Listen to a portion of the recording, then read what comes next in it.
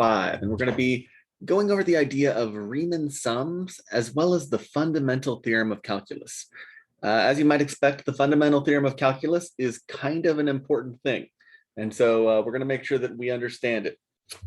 And that actually leads us just to our introduction. We're now experts when it comes to the idea of antiderivatives and know them by the name indefinite integral. And so here is how we define them.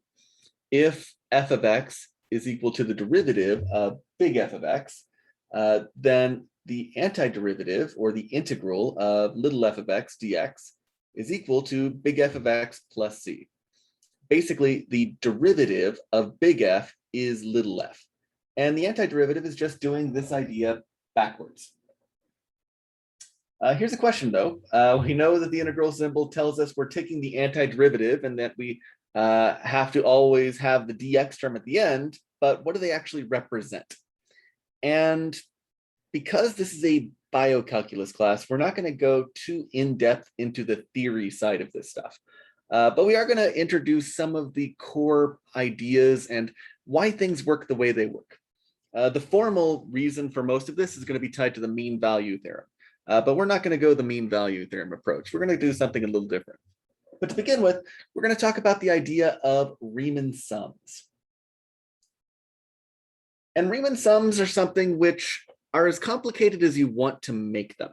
And so they can be very, very simple to understand, or you can make them extremely difficult. And so suppose that you have a function and you want to find the area between the graph of the function and the x-axis. How would you find it? And the primary approach for this is what's called a Riemann sum.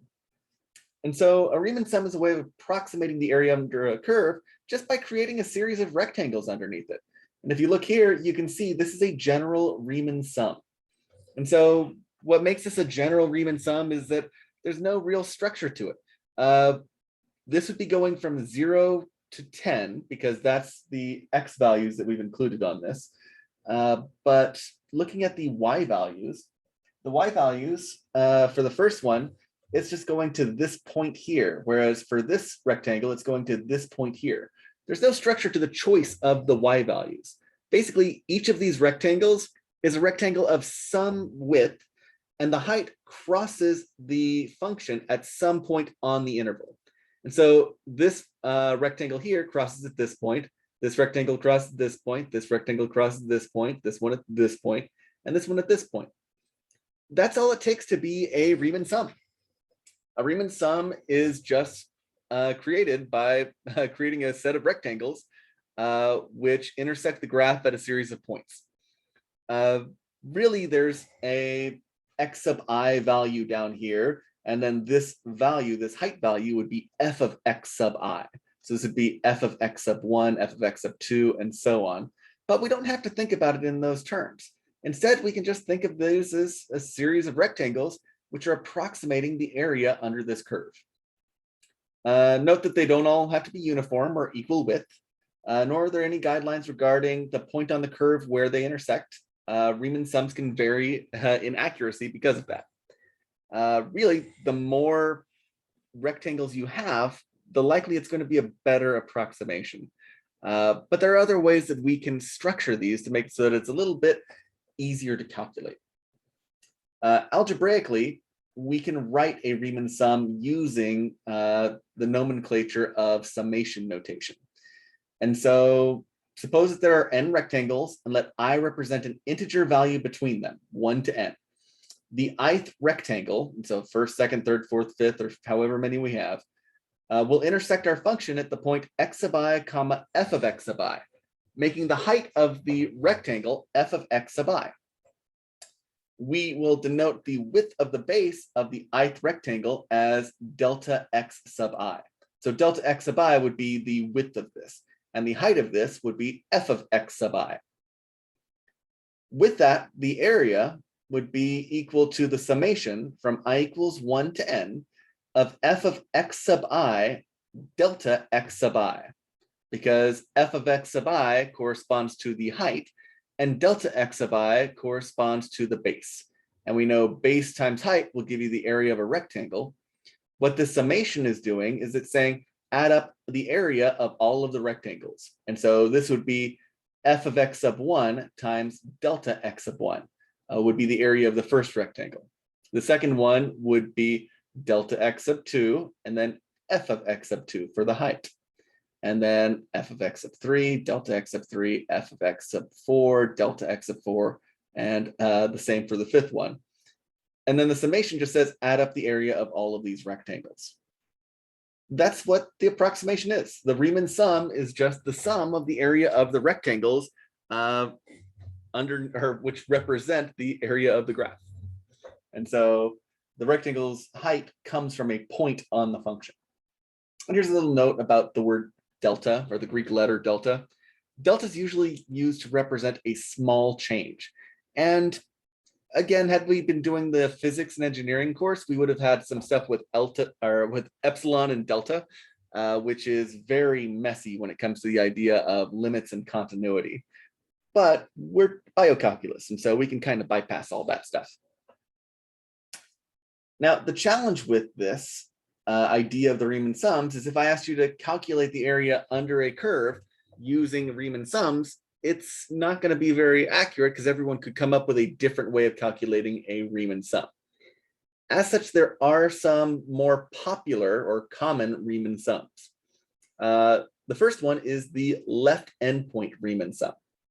So the left endpoint Riemann sum uses n rectangles of a fixed width delta x. So again, we're using delta x to represent the base, but now each one is going to be fixed. And so in this case, if we have 5 rectangles going between 0 and 10, well, that would mean that delta x is 2, because each one has a base which is 2 units. The left endpoint Riemann sum says, let's just use the left endpoint as our choice for what the height of the rectangles is going to be. So for this first one, the left endpoint would be right here. And so this would be the height of our first rectangle. For this interval, well, here's our leftmost endpoint, and then our left, and then our left, and then our left. And so for each of these, we're just choosing the leftmost point on the interval. You can probably guess that the right endpoint Riemann sum is going to be very similar idea. But now instead of choosing the leftmost point on the interval, we choose the rightmost point. And so on the interval from 0 to 2, the rightmost point would happen at 2. And that would be right here. On 2 to 4, the rightmost point would be at 4. And so we get this point here. From 4 to 6, we're going to get 6. 6 to 8, it's going to be the 8 value. And 8 to 10, it's going to be the 10 value. But we're not taking the values of 8 or 10. We're taking the function evaluated at 8 and 10. And so basically the 8 and 10 are the inputs which you would input into the function. And then whatever the value is that you get out, that's going to be the value that is representing your height. Midpoint, very similar, but now instead of choosing the leftmost point or the rightmost point, you're choosing the midpoint.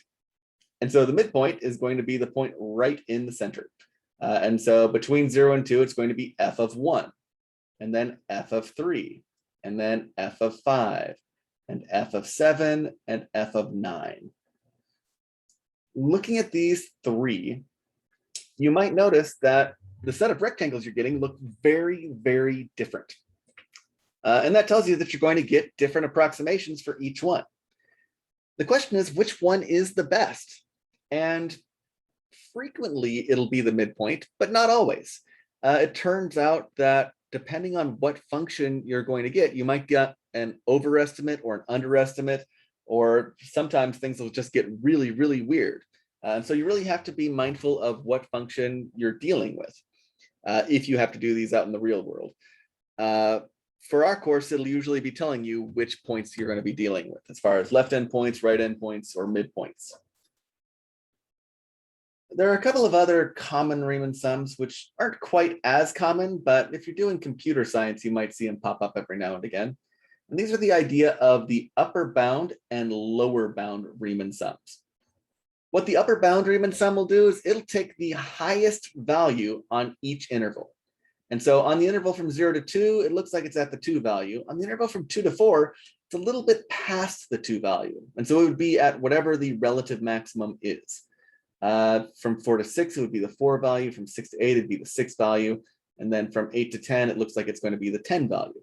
And so that is the largest values that you're going to get. The lower bound, similar idea, it's taking the lowest values on each interval. And so while the upper bound Riemann sum is going to take create an overestimate, the lower bound Riemann sum is guaranteed to give an underestimate. And because we're guaranteed to get the overestimate or the underestimate out of these, individually, they're not that useful. But together, they are extremely powerful. Because if you know that it's bound between the lower bound and the upper bound, well, that means that you are guaranteed that the area is going to be between those two, because it's got to be between the lowest bound and the upper bound. Yeah, there's no other way if we could have it. And I think that comes from the intermediate value theorem. And that's what this says. This says independently, neither one of these is great. And the challenging thing about these is, like I mentioned for this rectangle here, you would need to figure out where the relative maximum is in order to figure out what the height of this rectangle is. Same over here for the one between 6 and 8. We would need to figure out where the relative minimum is in order to determine what the height of this rectangle is. And that's a lot of extra work. Now, there's two other common approaches, which are in addition to Riemann sums. And so we have the trapezoid rule. The trapezoid rule is where we approximate things using trapezoids. And so instead of using rectangles, we say, well, what if we went from this point up to this point, then this point down to this point, and we created a series of trapezoids. And these trapezoids were then used to figure everything out. It turns out that that gives a pretty good approximation. And so notice that instead of being off by a little bit, we are almost exact at that point. If we want to get a better approximation, we can get even better. We can get very, very, very close to this. The way that we would get very close to this, instead of approximating using trapezoids, we could approximate it using parabolas. And that's what Simpson's rule is. And so Simpson's rule is where we approximate things using parabolas. And you can see that it's almost exactly on the line at that point, because that's just how accurate it is. But notice these two formulas are much more complicated. Frequently in a BioCalc class, I'll expect us to see the trapezoid rule. I don't know that it's in the homework assignments, but it's something which isn't too terrible. And so with the trapezoid rule, it's going to be b minus a over 2n. And so that's where, or that's going to be kind of like our new delta x. Where this is coming from is it's coming from the formula for a trapezoid. And so the formula for a trapezoid is base 2 plus base 1 divided by 2 times the height. And that's where this 2 is coming from. Really what we're doing is for each of these trapezoids, we're saying this is one base, this is the other base, and then the height is your delta x. And so here we can see the delta x is our height, and then it'd be the f of x naught, which would be the 0 value here, and then the 2 value here, and then we would have to divide by 2. Well, if we repeat that over and over again with each one of these, it turns out that we would see the f of 0 appear once, we would see the f of 10 appear once, but for all of these others in the middle, we would see them pop up twice. Because for this first trapezoid, we'd see the 2 value. And for the second trapezoid, we would also see that 2 value. And so we'll get that repetition going on, which is kind of nice. Simpson's rule we will not have. Simpson's rule is much more complicated. It's a much messier formula. But it's good to know that there is a better formula for these things. And so be aware that this formula does exist, but then don't pay too much mind to it. And on that note, let's actually practice. And so I have a function here, and I have the function given, I have a graph of it, and I have a table of values. And it says approximate the area between the graph of f of x and the x-axis on the interval 0 to 10 using 5 rectangles of equal width, so delta x is equal to 2, and using left endpoints. I then say to do the same thing using right endpoints, midpoints, and then trapezoids and Simpsons. We'll ignore the Simpsons, but let's do the other 4. And so let's see if we can calculate the rough approximation, calculate the Riemann sum approximation using delta x equals 2 and going from 0 to 10. And I already have it set up over here. And so let's take a look and see if we can figure this out. And so for the first one, left endpoints on 0 to 10. Here is the table of values. Here is the graph of the function. And here is the actual function. Using left endpoints on 0 to 10, delta x is going to be equal to 2. What we're going to use is we're going to actually be coming to this graph, and we're basically going to create some rectangles. I'll give you a moment to take a look at that one while I check my phone to make sure that it's not causing reverb. I think I was having a little bit of reverb there. Sorry about that. So when we are looking at this function, we're going to do the left endpoints on 0 to 10 using delta x equals 2. So in order to do that, we would come back and look at all of these different values, and we would try and figure out which values are actually going to be used if we're going from 0 to 10 using delta x is 2. And I've already broken this up into rectangles which have a width of 2, but I haven't actually put in the height of these rectangles yet. For the left endpoints on each interval, we would create a rectangle which is going through the leftmost endpoint. So for this one, it would be coming at this height. On the interval from 2 to 4, it's going to be this height. On the interval from 4 to 6, it's going to be this height. On the interval from 6 to 8, it will be this height.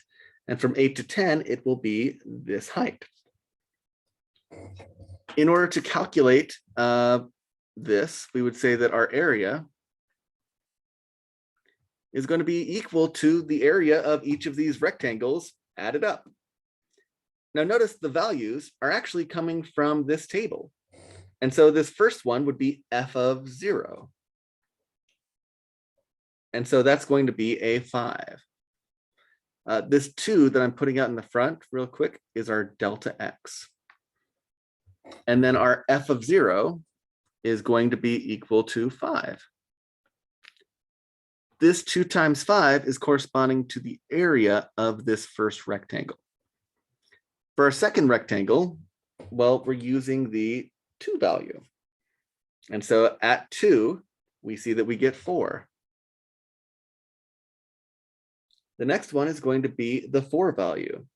And at 4, you'll notice that you're going to get a height of 3. The next one is going to be the 6 value. And at 6, you're going to get 2.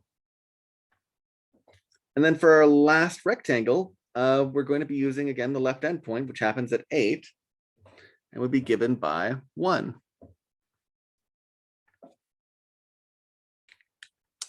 5 plus 4 plus 3 plus 2 plus 1 is going to be equal to 15 times 2 is 30. And so using Riemann sums and using the left endpoint on these Riemann sums, we end up getting that the area is approximately equal to 30. Now let's try the same process, but this time, let's use the right endpoints just so that we can see how that is different.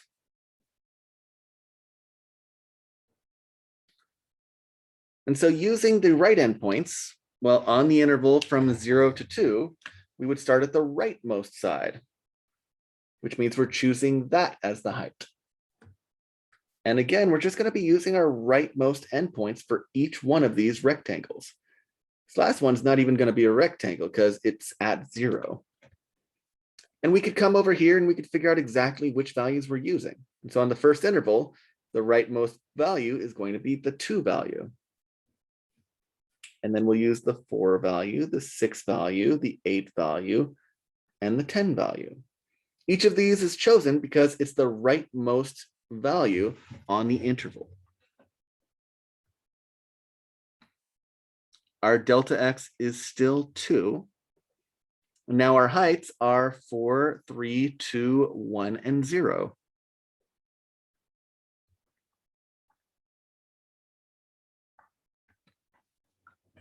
Four plus 3 plus 2 plus 1 plus 0 is 10. Times 2 is 20. And so using right endpoints, our approximation is 20.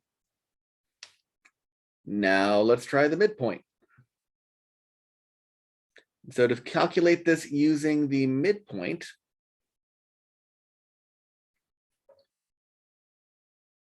well, looking at this, the midpoint for this first one would be up here.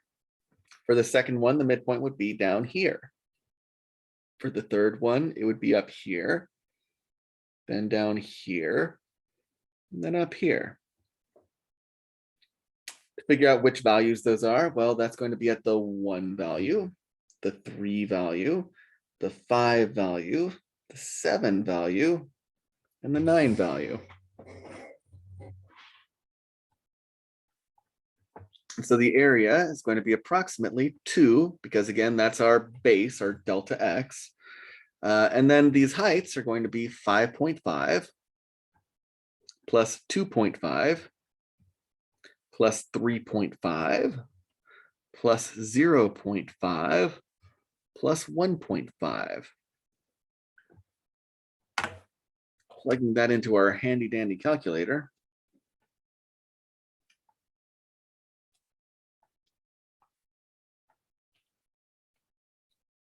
We get 13.5 times 2 is 27. And so that seems like it's going to be a better approximation than the others, because for one thing, it's in the middle. Often what folks will do is they'll just take the average of whichever models they're using and see which one is the closest to the central. That won't always give you the best approximation, but just looking at the graph and where these rectangles are lining up, it looks like it's a little bit more reasonable. The last one is the trapezoid rule. And so using the trapezoid rule, in this case, it's not actually going to be a trapezoid, it's going to be a triangle, which is kind of interesting. Because the trapezoid rule, it uses all of the endpoints. And so the 0 value, the 2 value, the 4 value, the 6, the 8, the 10. But the number of times you use them is what varies. And so we would use the 0 value once, we would use the 10 value once, and then all of the other endpoints we use twice in our formula.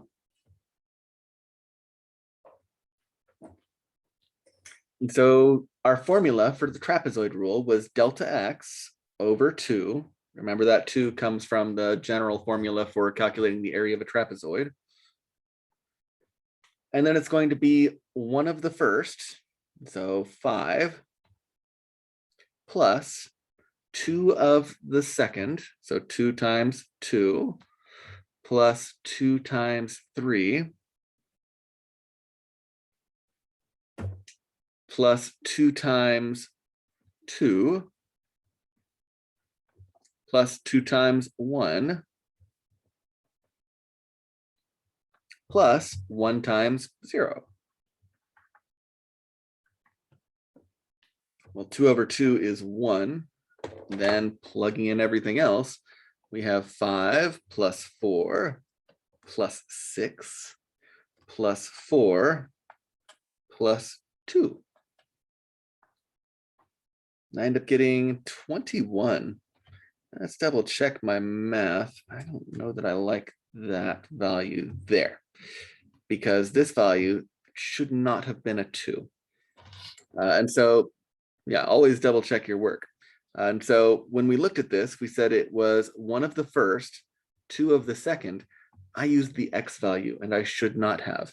This value should have been the 4 value, which is the y value. Whenever we are plugging in numbers in here, this should always be the y value. And that was a mistake of mine. And so instead, it's 5 plus 8 plus 6 plus 4 plus 2 plus 0, which ends up giving us 25. And the reason I recognized that that was wrong was because when we actually go to draw out what the trapezoids would look like, well, the trapezoids for the first part would be coming down from this point to this point. Basically, this is what our trapezoid would look like. But then our next trapezoid would be coming down like this. And then this. The endpoints are actually forming a nice line, which is why I said that this is actually going to be a triangle, because if you look at the area that we're looking at, the area is actually a triangle. And the area of this triangle, well, it's got a base of 10 and a height of 5, and so that area should be 25. Whenever you can double check your work, make sure to double check your work. It'd be horrible to make a little mistake like that and get something wrong. But this is the core idea behind what Riemann sums are about.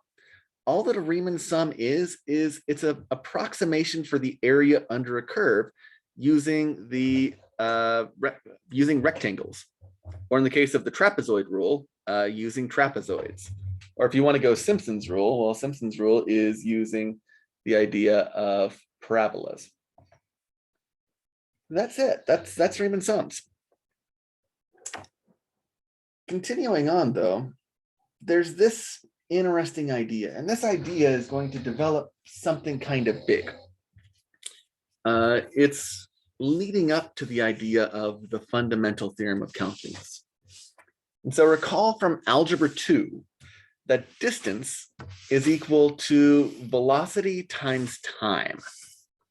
This means that if a function represents the velocity and x represents time, then the area under the curve would represent the total distance traveled. And that's something kind of interesting. Let's see if I can show you what that would look like. And so let's create a graph real quick. And we'll say that this is the rate. And this is corresponding to the time. And then we'll just have some arbitrary curve here. We don't really care what this curve is looking like. We'll just have it look something like this. And we will say that it is going from time, t equals a, to t equals b. Well, if that's the case, then the area underneath this curve is going to be corresponding to the distance, the total distance traveled. And so the area is equal to the distance traveled.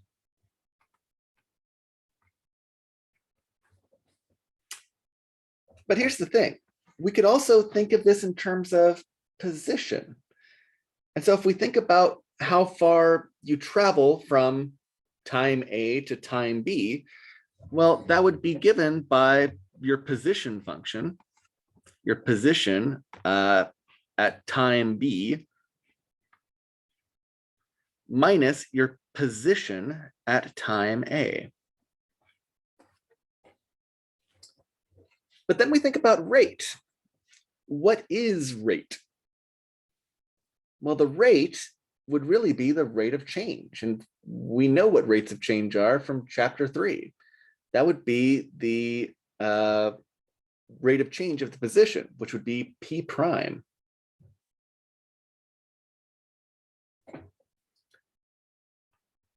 And so what this is this is going to be equal to the area under here. And so this is going to be the summation,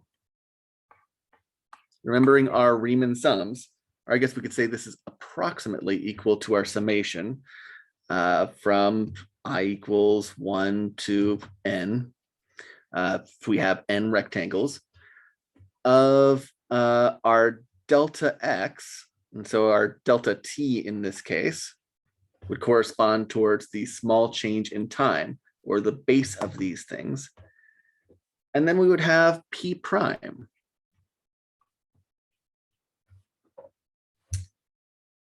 This formula right here is getting us really close to the idea of the fundamental theorem.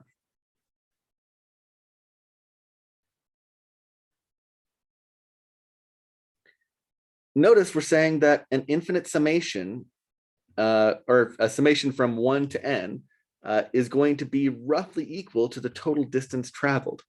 This gives us a way of going back and forth between a function and its derivative. Or we could go the other direction. If we knew this function, then these two functions would be the antiderivative. And that's where we're getting really, really close to the idea of the fundamental theorem. For this thing, though, when we are calculating this, basically we can say that the area underneath this is going to be equal to the antiderivative of whatever this function is evaluated at the two endpoints. And so if this is just some arbitrary function, so let's say that this is f of x, or let's use little f of x. And now instead, we'll just think of this as being any function of x. Then the area under this, and so the area would be equal to the integral of f of x dx evaluated at the value b minus the integral of f of x dx evaluated at the value a. And that's what this line is just representing. It's saying we're going to evaluate this thing at b or at a. And that's what the fundamental theorem of calculus is all about. The fundamental theorem of calculus is a way of calculating the area under a curve. And it uses the idea of the antiderivative. Before that, though, let's formalize this idea of the definite integral. Because so far, we've said that the Riemann sum is an approximation. Let's make it exact. And the way that we can make it exact is using the idea of limits. And so all of our Riemann sums are approximations. What if we took the limit as our delta x got infinitely small, or our number of rectangles got infinitely big? Those two ideas should be the same, provided we have a fixed delta x. Well, if we do that, we will get the exact area. And that exact area is what we call the definite integral. And so the definite integral on the interval from a to b would be given by area equals the limit as n goes to infinity of the sum from I equals 1 to n of f of x sub I delta x. So this is saying as we approach having an infinite number of rectangles, we're going to get the actual area under the curve. Because this is not a very nice looking notation, instead we will often write it like this. The area is equal to the integral from a to b of f of x dx. And I have a typo in here. Let's find the typo. In this notation, f of x is called the integrand. And so this f of x is the integrand. A and b are called the limits of integration. A is called the lower limit or lower bound. B is called the upper limit or upper bound. So that word should be upper. If the limit exists, the function is said to be integrable, and the process of finding this limit is called integration. And so this is kind of like what we were doing before with the antiderivative, calling it the indefinite integral. But now if we put these bounds on it, it's called a definite integral, and it's equal to the area under a curve. And here's some good news and bad news. Almost every function is integrable. The bad news is it's really hard to find the definite integral of most functions, and we'll see exactly why that is. But now I think we're ready for the fundamental theorem of calculus. This is what we were leading up to. This is what that talk about distance, rate, and time was all about. The fundamental theorem of calculus says that the definite integral from a to b of f of x dx is equal to big F of b minus big F of a, where this big F is any antiderivative. Remember, there's an infinite number of antiderivatives where you can use the plus c. As long as you choose one of those values and evaluate it at b and a, you are going to get the area under the curve on a particular interval. And that's a very nice thing. I have a few examples worked out here. Let's try some of them and we'll just see how they go. And I'll show you the process of integration as we're doing them. And so the first one that we have on the list is the integral from -1 to 3 of 3x squared plus 2 dx. Now, if we want to, we can actually think about what this is physically representing. And to do that, we can go to our good friend Desmos. And so let's share the screen again. And let's go to Desmos. And so let's think of the function f of x equals 3x squared plus 2. So this is what that function looks like. What we're interested in finding is we're interested in finding the area under this curve on the interval from -1 to 3. And so that graph would be negative, let's say 0 is less than or equal to f of x is less than or equal to, or sorry, how am I writing this? No, I don't think that's quite right. I might save that for later. Let's just say, well, one thing we can do is we can at least close this off. I'll have to think about the quicker way to actually write that out. But we can limit this to be going from -1 to 3. So less than or equal to x is less than or equal to 3. And so what we would be wanting to do is we would be wanting to figure out what the area is underneath this curve.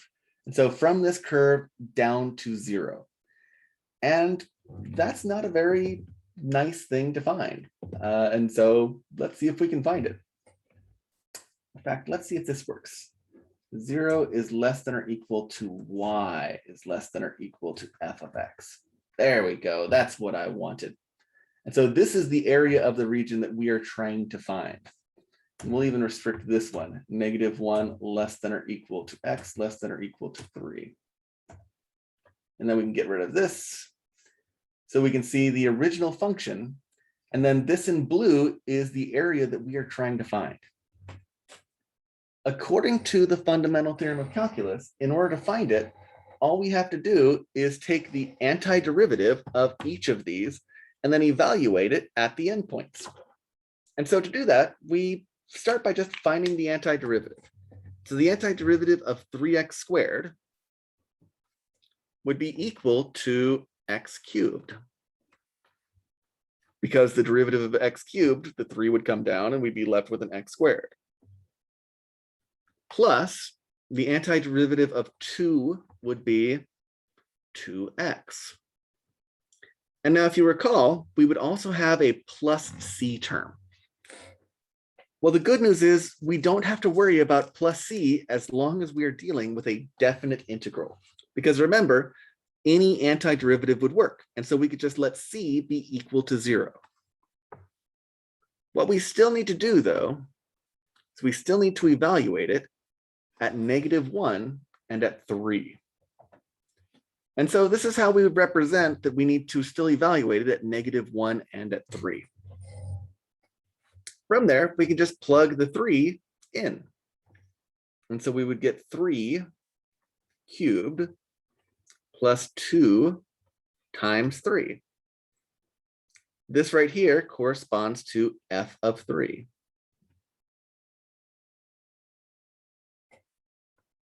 Then we need to subtract f of -1.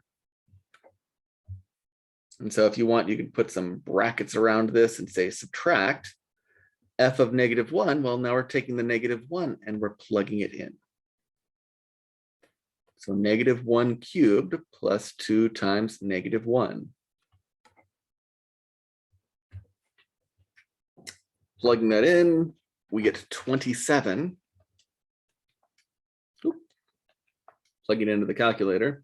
27 plus 6 minus, I'll throw some parentheses, a -1 minus 2. And I end up getting 36 out of that. And so when we look at that graph that we had, that horrible, horrible graph, and let's share the screen again.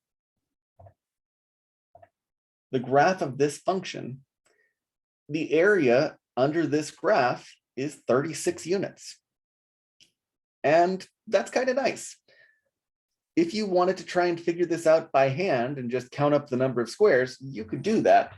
But as you can see, in these spots where it's not exactly a full square and it's not exactly half a square, you're going to have a hard time. But here we were able to calculate the exact area underneath this curve using the fundamental theorem of calculus. Let's take a look at another one. The next one's a fun one. So the next one is the integral from 1 to e of 1 over x dx. And as you can see, I already have it worked out there, but we will work it out together. 1 over x dx. And let's see what the graph of this would look like.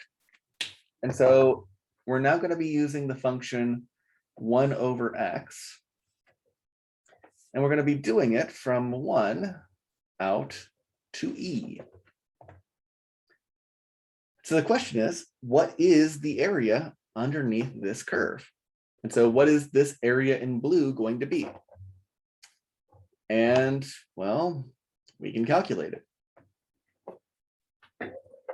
Using our fundamental theorem of calculus, we would take the antiderivative of 1 over x. And the antiderivative of 1 over x is the natural log, the absolute value of x.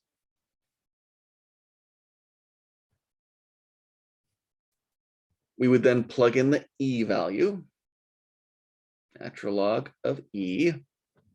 Then we would subtract the natural log of 1. Well, the natural log of e is 1. The natural log of 1 is 0. And so we end up getting 1 out of this. And I always thought that was kind of an interesting relationship. And so let's share the screen again. Because when you think of 1 over x, we know that it's related to natural log when you're thinking of derivatives and antiderivatives. But this shows something kind of special about how the number e plays a role in this. If you start at 1 and you continue out to e, the area under the graph of 1 over x is just going to be 1.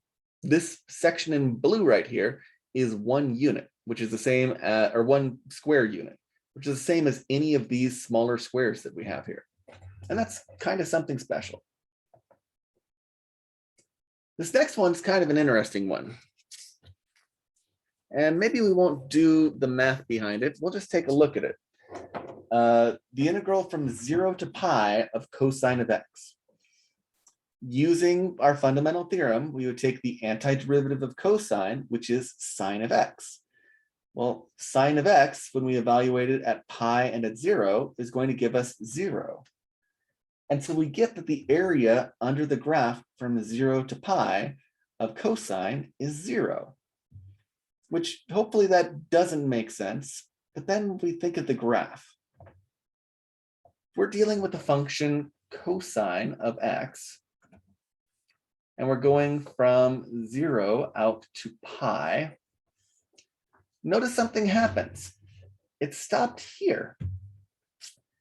And the reason it did that is because it's not including this area down here. And so there should be a second one here.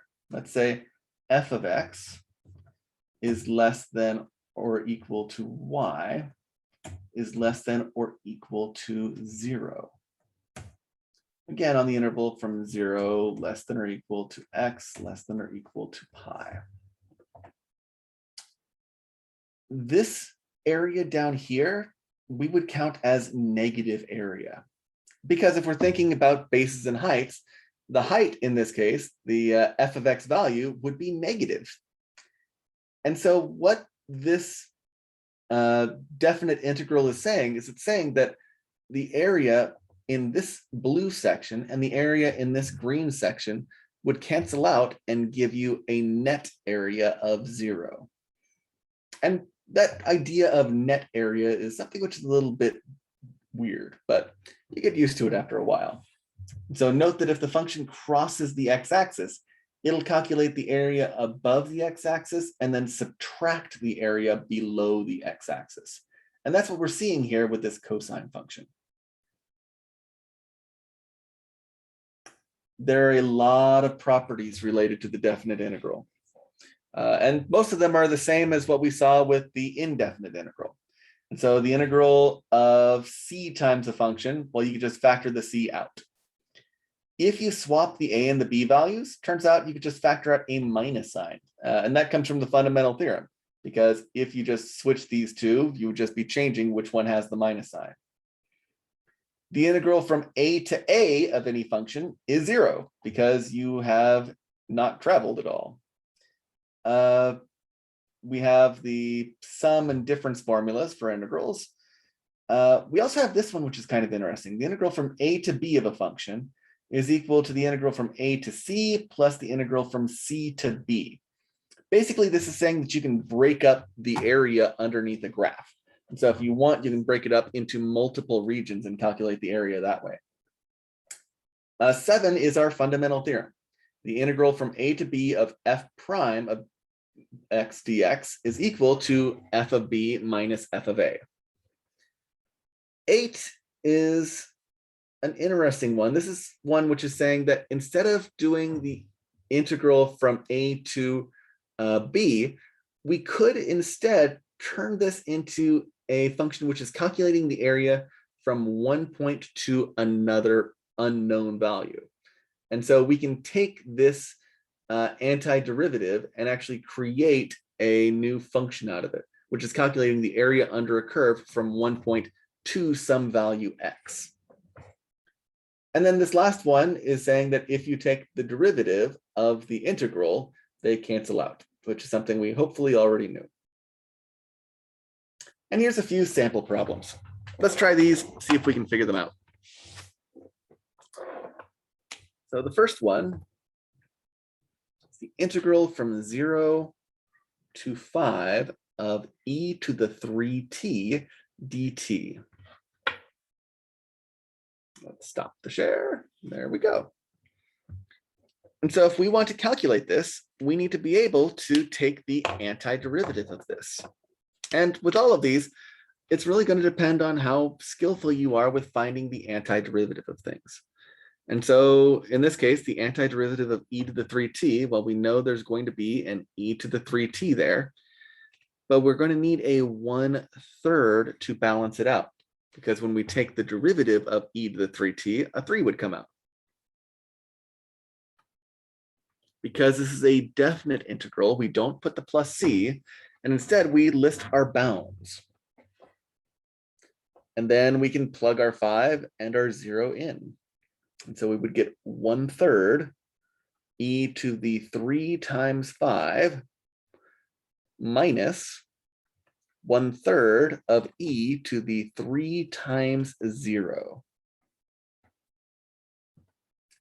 Well, this is going to be 1/3 of e to the 15th minus 1/3 of e to the 0. Well, e to the 0 is just 1.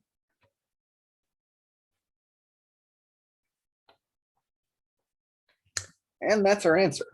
If you want, you can plug it into your calculator. E to the 15th is going to be a very, very gross number, though. Our next one is going to use the variable u. So using the variable u, we would say the integral from 1 to 3 of u squared plus 2 to the u du.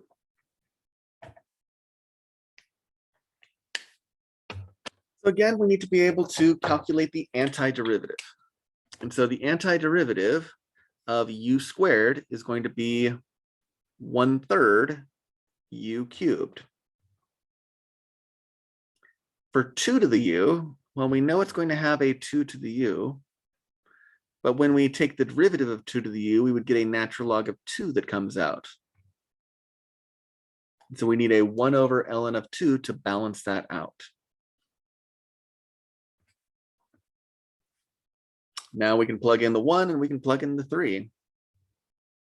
And so we'll get 1/3 of 3 cubed plus 1 over ln of 2 of 2 cubed. And then we subtract the thing evaluated at 1. 1/3 of 1 cubed plus 1 over natural log of 2, 2 to the 1. And now we see if we can clean this up at all. I mean, we have the 1/3 of 27, and then the 1/3 of 1. We're subtracting those. So 27 minus 1 would give 26/3. And then the natural log of 2, this is going to be 8 plus 2, or sorry, 8 minus 2. And 8 minus 2 would be 6.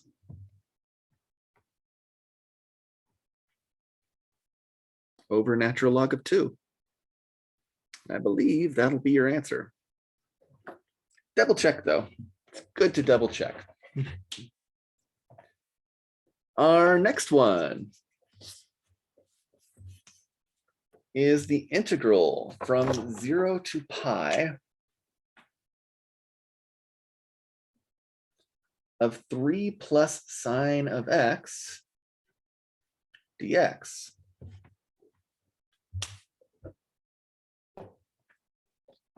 Well, for this one, the integral of 3 is 3x.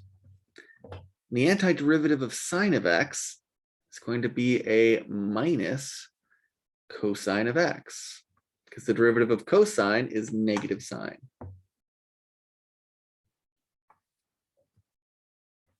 Now we plug in our 0 and our pi, and so we're going to get 3 pi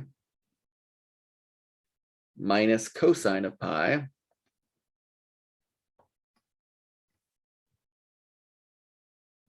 minus 3 times 0 minus cosine of 0.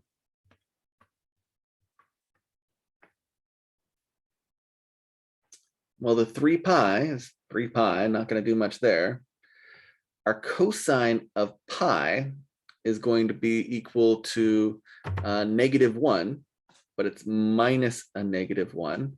And so that is going to be +1.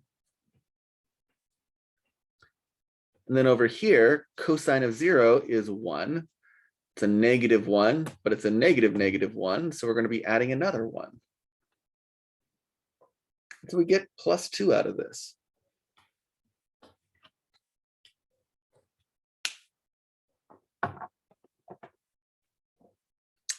our next one.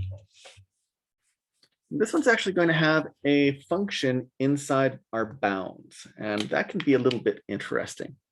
So this would be the integral from -1 to sine of x of u cubed du. So again, we do our antiderivative. And so the integral of u cubed is going to become a u to the fourth with a 1/4. And now we can just take our sine of x and our -1 and plug it in there. So we get 1/4 of sine of x to the fourth minus 1/4 of -1 to the fourth, which gives us 1/4 of sine of x to the fourth minus 1/4, because -1 to the fourth is just 1.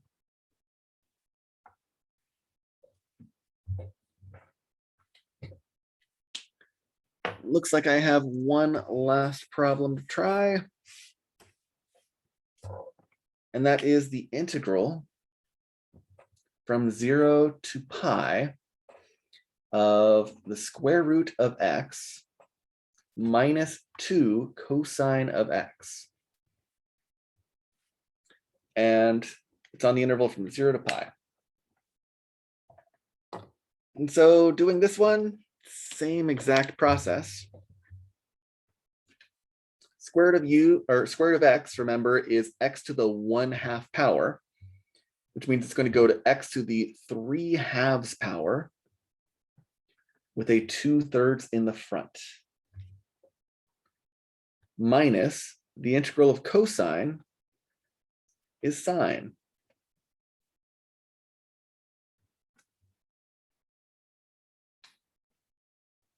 Plugging in the pi, we get 2/3 of pi to the 3/2. That's a horrifying thing to think about. Minus 2 sine of pi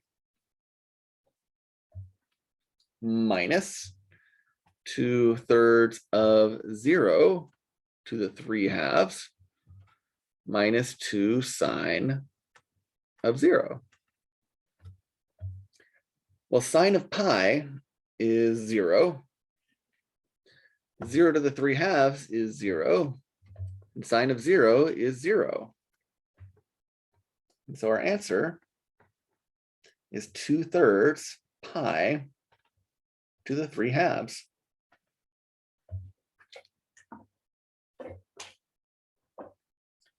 And that's our fundamental theorem of calculus.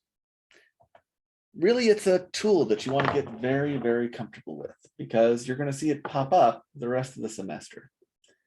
But thinking back on what we did today, we really only did two things, and they're two very, very big concepts, one leading into the next.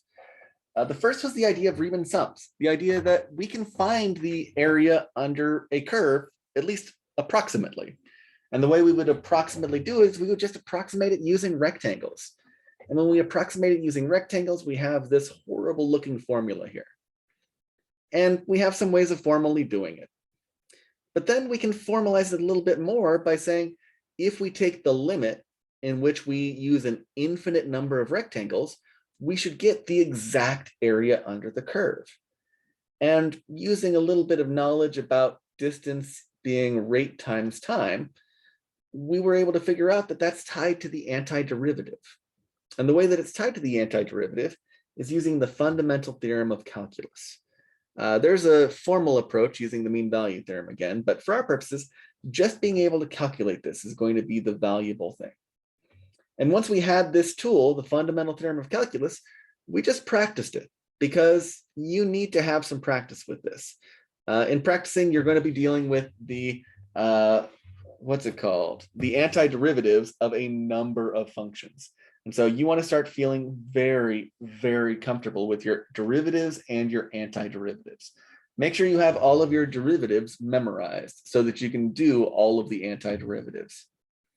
And that brings us to the end of today's lesson.